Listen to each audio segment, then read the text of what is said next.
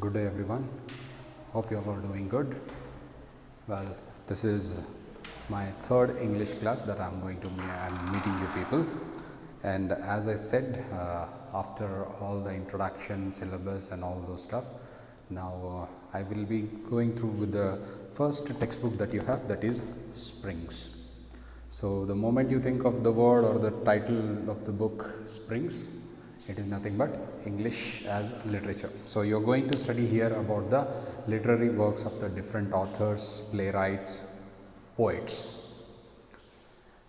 When you actually open the content here, the content of the book which is there given on in the book, you actually come to know here, like there are total 14 units that the book has been divided into. This book contains 14 units which is spread across, which has included, all these 14 units are included with one act plays, you have poems, you have short essays, and then you have little bit of stories like prose, so to say prose. So when you actually go to the content here, the very first thing that you are going to study here is Romeo and Juliet. As I had told you in my last class that I would be beginning with an introduction and an explanation to Romeo and Juliet. This is regarded as the poem here. Okay, it is been titled under the poetic first poem that you are going to study here, Romeo and Juliet. The moment you think of the title Romeo and Juliet, obviously you will definitely think that it is written by none other than England's national poet. Guess who am I talking about? Yes, I'm talking to you about William Shakespeare. The first unit is a poem, and I will be doing it in the further class of mine about what this poem is all about, or why exactly it is called as a poem, not as a prose, or maybe not as a whole play. Why? Because the content in these two is been given as monologues. Okay, that I will discuss to you with you people in the later class, in the further class of mine. But right now, just think that if you have the textbook right in front of you, you can just go through these contents. I'm just going to read it for you. The second unit is followed by Two Deer. Okay, it's a very interesting short story by Leo Tolstoy.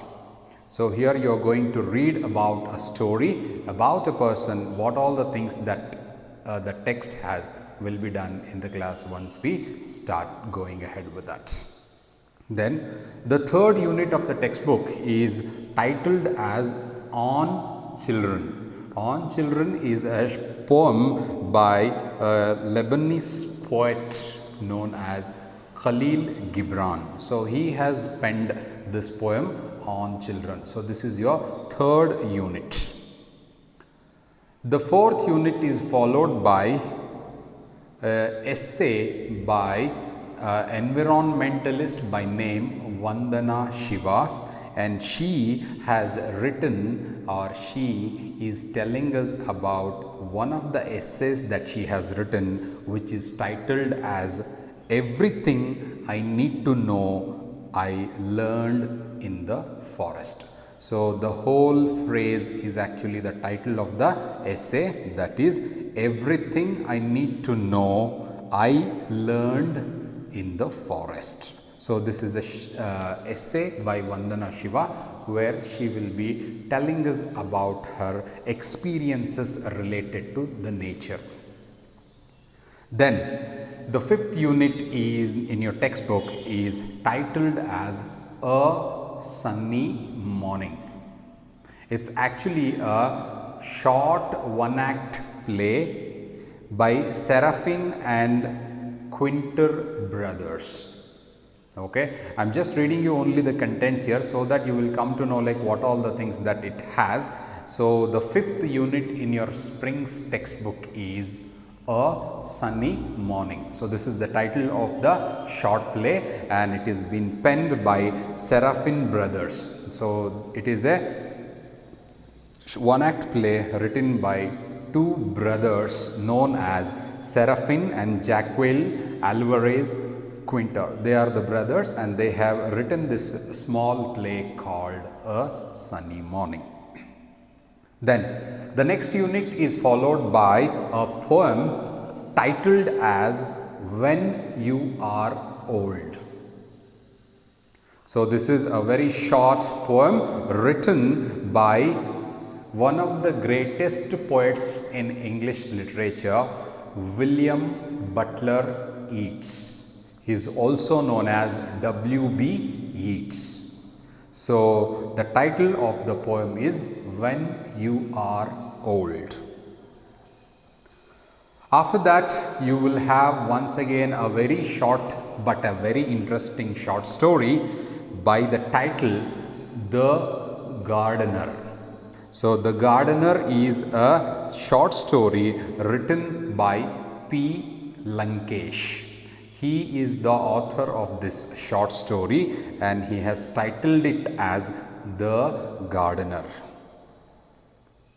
Then it is followed by another poem that is called as or titled as To the Foot from Its Child. So this is also a poem that you are going to study, To the Foot from Its Child, written by the poet Pablo Neruda. So he has penned this poem, To the Foot from Its Child. This is followed by another essay, that is, I believe that books will never disappear. It's a very interesting essay by the author, where he has titled it as I believe that books will never disappear. So the author of this essay is Robert Alfano with George Luis Borges. It's actually a kind of an interview that is happening between these two people. On the one hand, you have Robert Alfano. He is actually an interviewer. He is an interviewer taking an interview of George Luis Borges. So he is the interviewee, and it has been titled as I believe that the books will never disappear. So this is the 9th unit from your textbook. After that, you have another small poem, that is Heaven If You Are Not on Earth. Okay, so you have 10th one as a poem here, that is Heaven If You Are Not on Earth. This is written by Kuvempu, has been translated to English, and we will be doing it in the course of time, but the title of the poem is Heaven If You Are Not on Earth by Kuvempu. Right? Then 11th unit, which actually tells us something about two countries, namely Japan and Brazil. So it has been titled as Japan and Brazil through a traveler's eye. Okay, so you are going to study here about the tradition and the culture that is being followed in the countries like Japan and Brazil. So he has titled, or the author George Mikes has titled this essay as Japan and Brazil through a traveler's eye.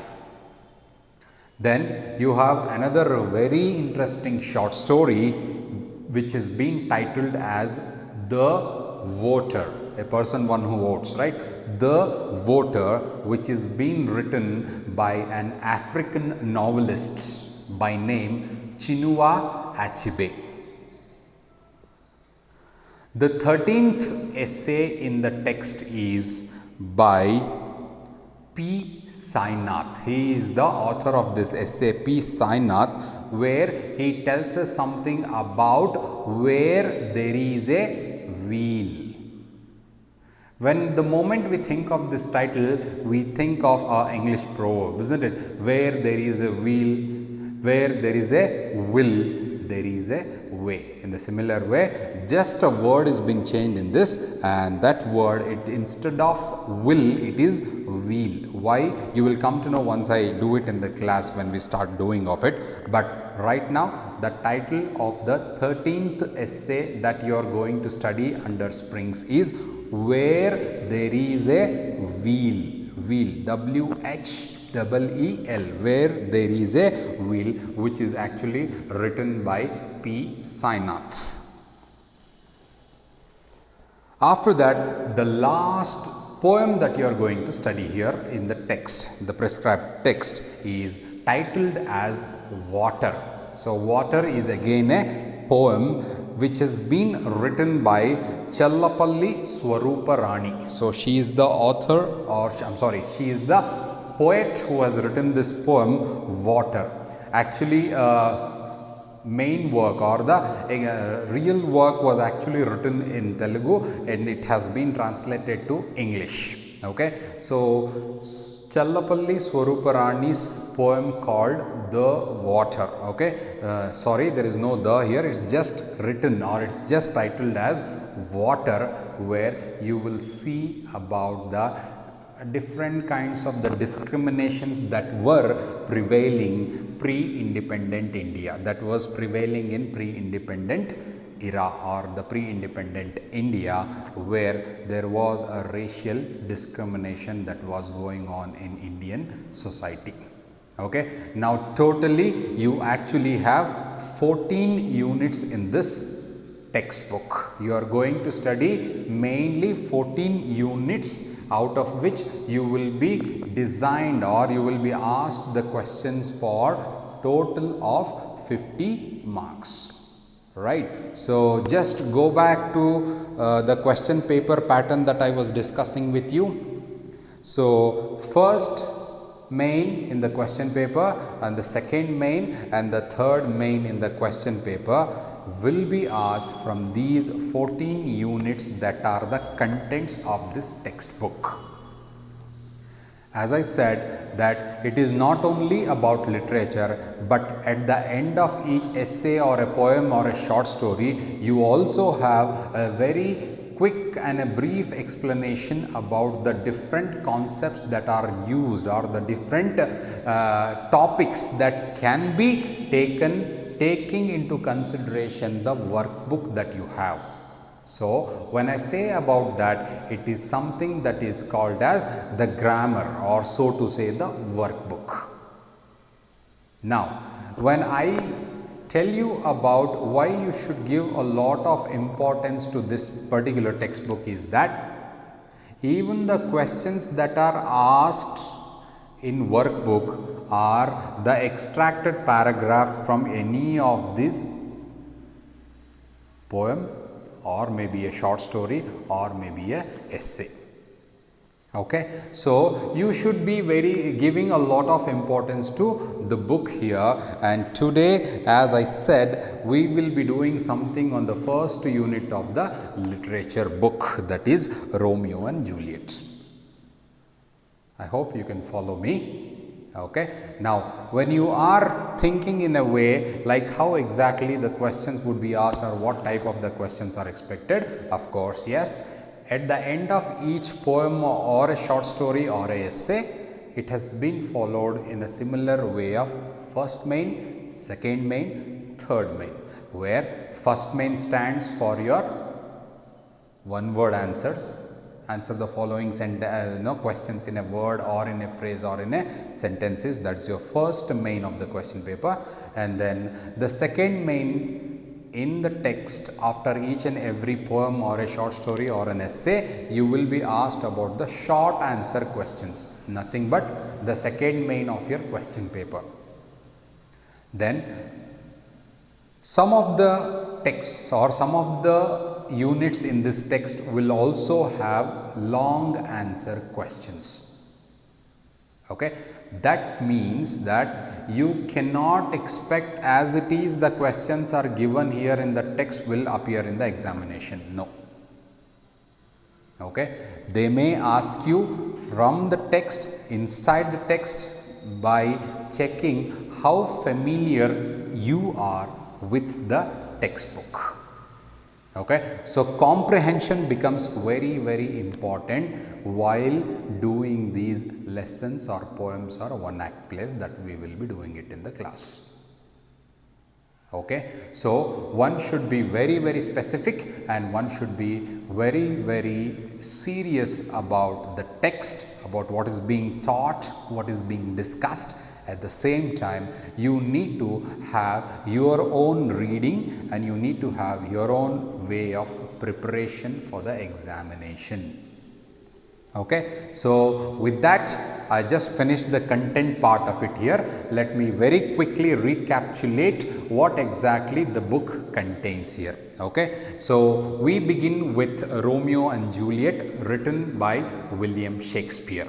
Then you have something that is called as Two Deer. It's actually an essay written by Leo Tolstoy. The third unit of the text is once again a poem titled as On Children by a Lebanese poet. Khalil Gibran has written this poem on children. The fourth unit is Everything I Need to Know I Learned in the Forest. So this is an essay by Vandana Shiva. So this is the fourth unit, and then the fifth unit of the text is a one act play which is titled as A Sunny Morning. So it has been written by brothers, Seraphin brothers they are called as, okay, and they have written this very interesting one act play which will be done in the class, rather a very interesting story. Then you have another poem called as or titled as When You Are Old, written by W.B. Yeats, William Butler Yeats. Then followed by another very interesting story by the title The Gardener. So the Gardener is written by P. Lankesh. The next unit is To the Foot from Its Child. To the Foot from Its Child is actually a poem and it is written by Pablo Neruda. After that you have another essay which is in the form of an interview. Okay, it's actually an interviewer asking a question to a interviewee. So here you have Robert Alifano. Okay, he is acting or he is an interviewer here, and he is interviewing a famous personality, George Louis Borges. Okay, look at the spelling very carefully and you need to have a proper pronunciation of those words. Okay, and it's actually titled as I Believe That the Books Will Never Disappear. Then you have another poem, Heaven If You Are Not on Earth. It's a kind of a exclamatory question here. I believe heaven if you are not on earth. This has been written by Kuvempu, and you will know what exactly Kuvempu is asking us about the presence of God in the form of heaven if you are not on earth. So this is a poem actually. Then you have a travelogue. Travelogue is nothing but knowing the different customs and traditions that are followed in different countries, and here you have George Mikes. So he is the author of this essay called Japan and Brazil Through a Traveler's Eye. So this is why it is called as a travelogue. So you're going to learn here about the different customs, traditions that are followed in two countries, namely Japan and Brazil. So that's again an essay. Then you have an African novelist by name Chinua Achebe. So he is a famous, very famous African novelist, okay, and he has written a short story, so to say, the follow, which is called as The Voter, a person, one who has the power of voting as a common man. So don't worry, we will be doing it all in the class once we start doing the lessons depending on how the situation responds. So the 12th unit is the voter, and then you have another very important what can I say, a feminist story, rather to say, like how freedom can be given to women. So that's why it is being titled as Where There Is a Wheel. So wheel, I repeat once again, W-H-E-E-L, where there is a wheel. So this is written by an author called P. Sainath. Okay, and the last unit from your text is a poem titled as Water. So Water is a poem written by Chellapalli Swarupa Rani. Actually, a main original work was written in Telugu, which has been translated to English, and it has been prescribed in your text where you will have to do it. Okay, so let me very quickly glance through here. Totally, you actually have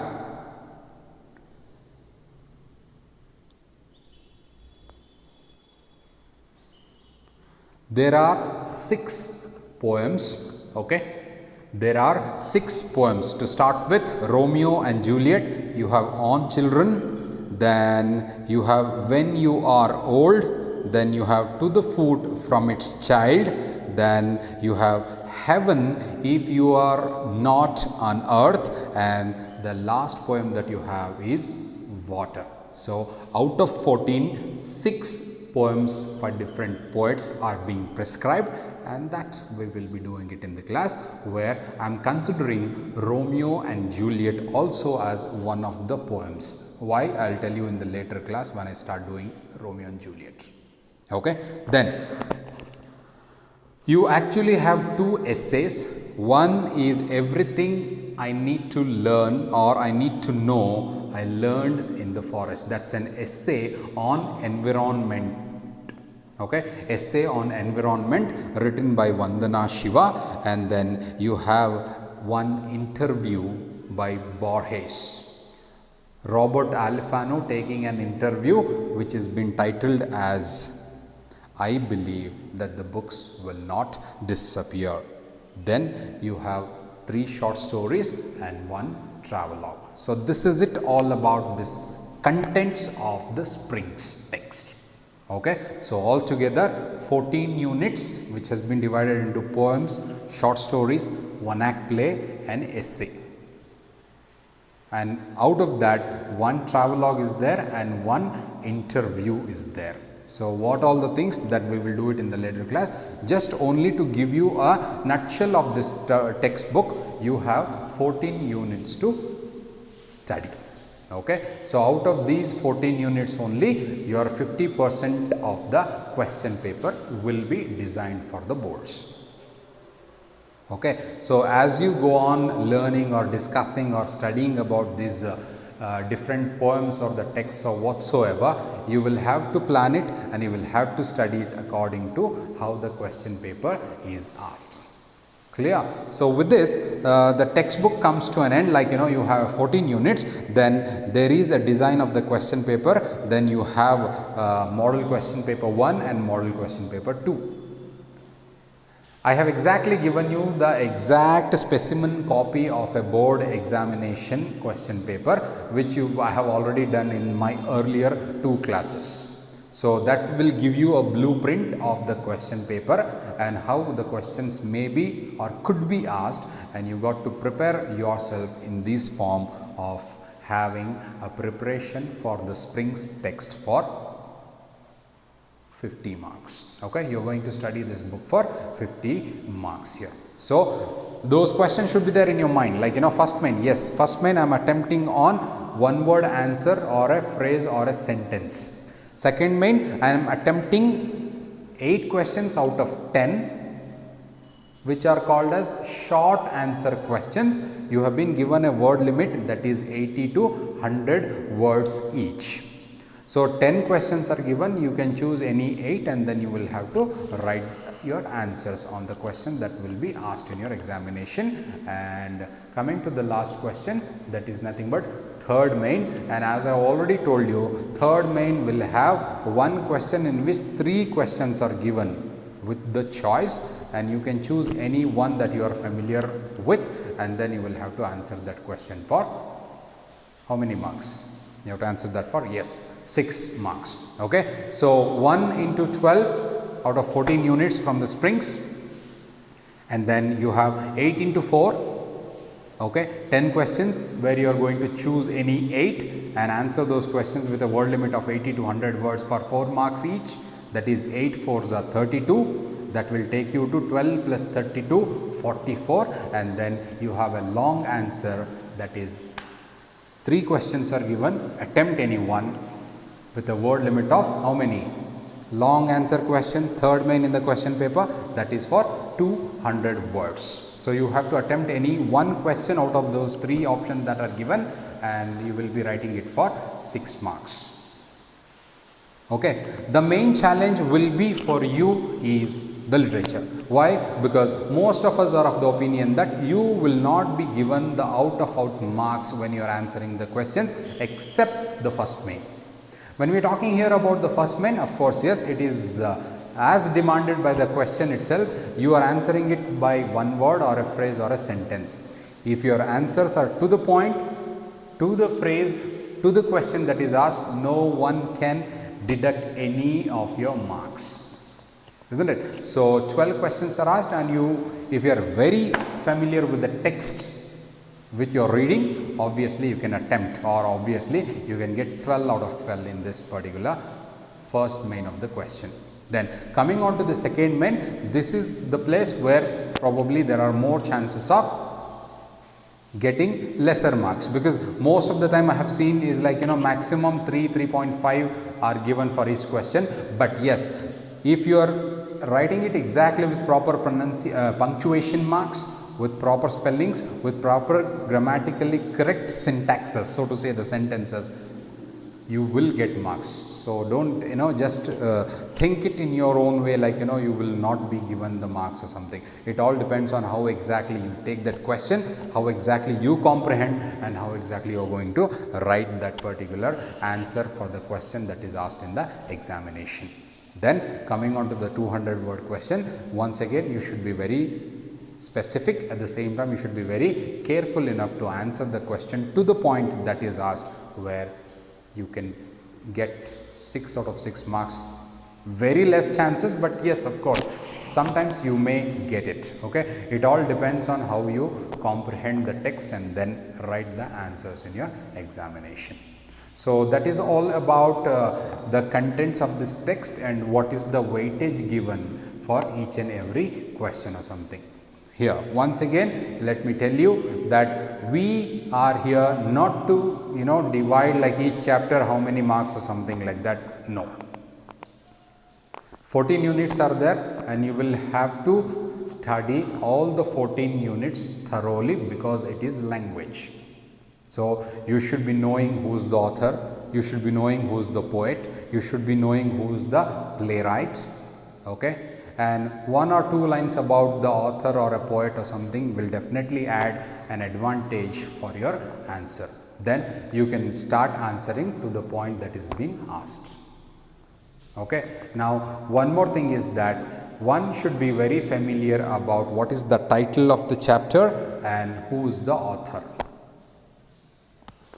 In class 11th you have studied it very well, like, you know, the moment you write, when you were writing the notes, you used to write the title, immediately you used to write the author or a poet, name of the poet or a playwright or whatsoever. Why I am stressing on this is that the moment you look into the title of any prose or a poem or a one act play or maybe a essay, yeah, you will have your own ways of thinking, like, you know, you will actually, any title for that matter will definitely tell you about what is that you are going to answer. Right. In the similar way, you will have to come in such a way that whenever you are comprehending any poem or a prose or maybe a short story or an essay maybe for that matter, you see to it that you know better what the title is and who is the author or who is the playwright or who is the poet. Okay, you should have a convincing way of understanding the things of what the text is all about, which will definitely be there in your mind the moment when you attempt the questions in the form of exams or whatsoever. Clear? So, when you are talking about this text, as I have told you, model question papers are given at the end of the text. You can refer and cross check once again about what I have done and what is been given in the model question paper. It will clear all your doubts. Okay, then I am sure you must be having a habit of collecting the past or the previous year question papers, of course, which have come from the board. You can also cross check from there also to have an idea about the English language paper. Clear? I hope I am clear with all this contents. This is a brief introduction to the contents what Springs has. Okay, so Springs has totally 14 units or 14 chapters. You can take it in any way, 14 units, 14 chapters, 14 contents which have been divided into prose, poetry and essay. Hope I am clear. Okay, so with this, let me come to the first thing that we have, that is Romeo and Juliet. When we talk something about this title, what are the things that come into your mind the moment you think Romeo and Juliet? I am sure all of you have heard of this title or heard of these two names, Romeo and Juliet, isn't it? So, Romeo and Juliet is actually one of the greatest tragedies that Shakespeare has ever written. William Shakespeare. I am sure all of you are aware of this name, William Shakespeare. Now, if I have to ask you, like, what do you know more about William Shakespeare, or what have you heard more of him, or where have you heard of more of him, Yes. Since you people are not very literary or the literature students, maybe you have just studied some of the important aspects of some of the comedies or the tragedies or the poems. So, as you all know that Shakespeare is considered to be the England's national poet. Okay, without this name, I am sure English literature would have never been complete. So, this is a name which is called as a brand, isn't it? William Shakespeare. All the plays that he has written, especially those tragedies or maybe comedies also for that matter, have been translated to n number of the different languages that we have around the world, isn't it? So, when we talk here something about William Shakespeare, it is something about the different plays he has written and Shakespearean sonnets. I hope you know what is Shakespearean sonnet.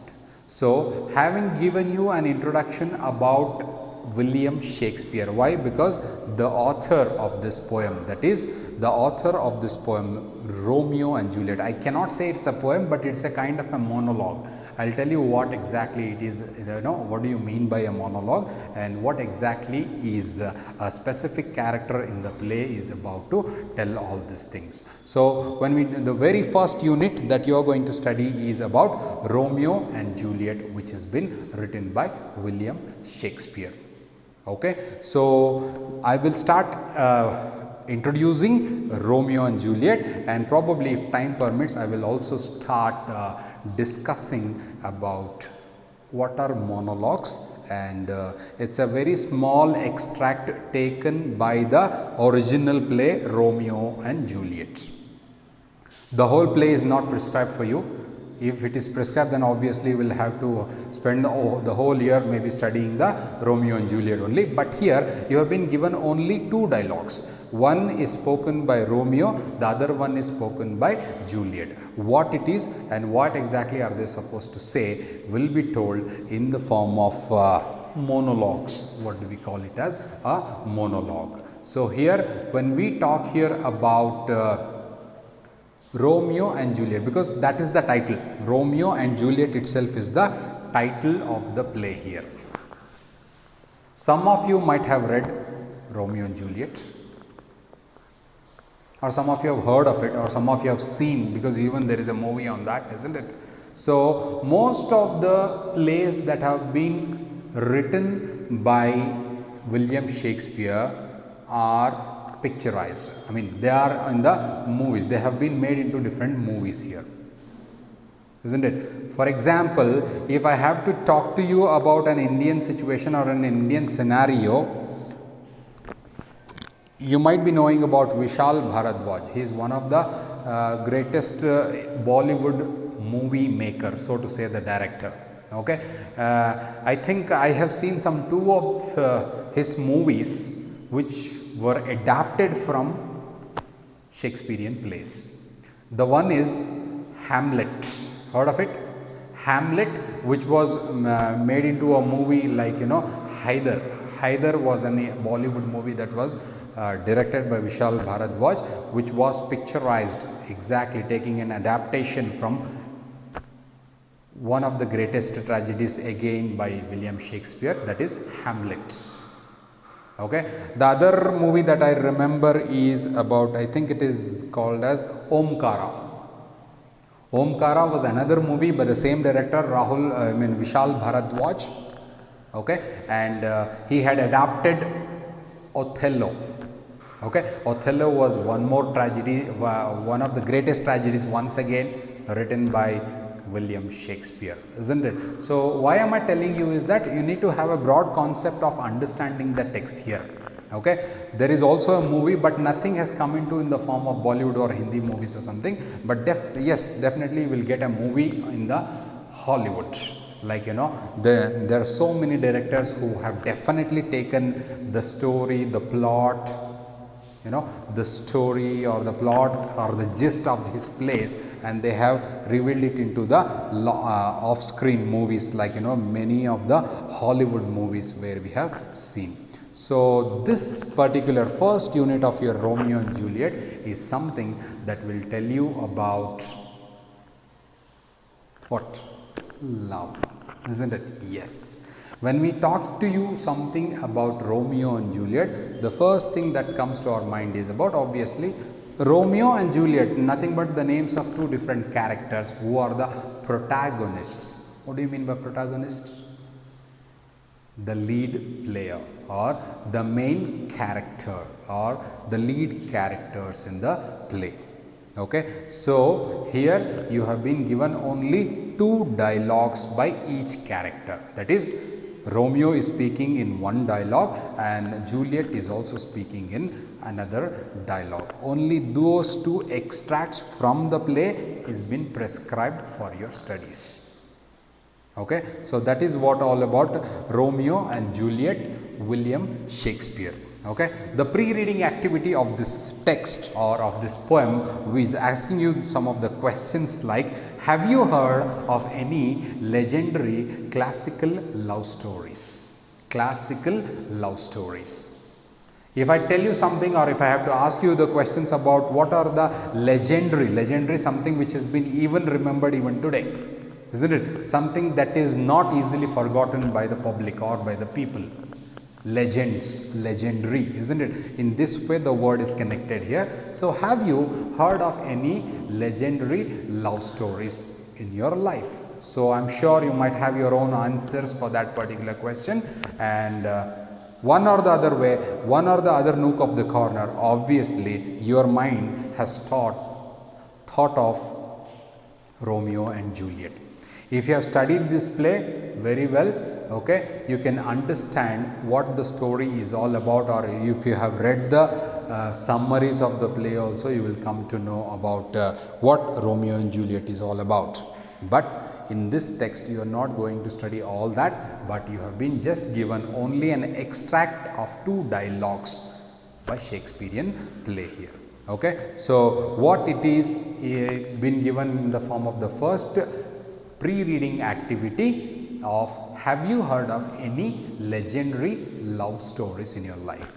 I'm sure you will definitely come up with some of the answers like, Hey Ranja, Laila Majnu, isn't it? So there are so many stories that we have come across in the form of a text or maybe in the form of movies or whatsoever, which are even remembered today. That's why it is being called as the legendary. Okay, that is your first pre-reading question, and then you have the second question: in what manner do these stories usually end? The first question is asking you about, have you heard of any of the legendary love stories? If yes, what are those stories? Okay, just try to recollect it in your mind. What are those stories?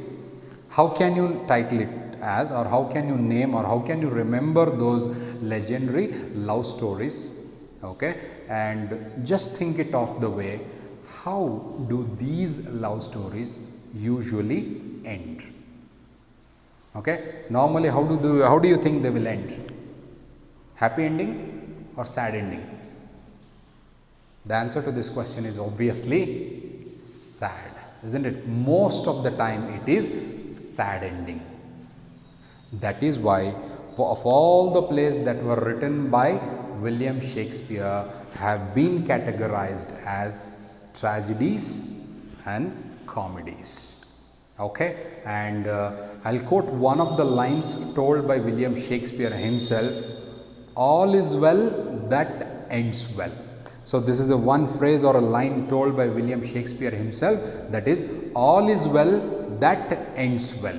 So here he is actually telling us about the most of the comedies that Shakespeare has written, I would say. Why? Because even today we read these stories, even today we read these plays written by him, and they are called as the masterpieces, or they are called as the legends, or the legendary what can I say, plays, I can say, isn't it? So one thing to categorize here is about the tragedies and the comedies here. As the name itself would suggest, tragedy is nothing but the sad ending part of the story, where probably the protagonists or the main characters of the story will die at the end of the play. Obviously, it is not a happy ending. Obviously, it is something that is called as sad ending, isn't it? So that's why it is termed as tragedy. And there are different types of the tragedies that Shakespeare has written. In the similar way, he has also written comedies as well. Okay. Now you can just make a list of the plays written by Shakespeare, William Shakespeare, and categorize them into comedies and then tragedies. So when you do this task, when you do this as an assignment, okay, just make a note of the different tragedies written by Shakespeare. On the other hand, make a note of, or make a list of the comedies that are written by William Shakespeare. So this will actually give you an insight to read what kind of a play was a Romeo and Juliet. Okay, so with this I complete this class here after doing the pre-reading activity, and in the next class I shall discuss on what Romeo and Juliet is all about by telling you a very brief summary of the play and then taking up the prescribed 2 dialogues by 2 different characters, and I will discuss it in the next class. Thank you.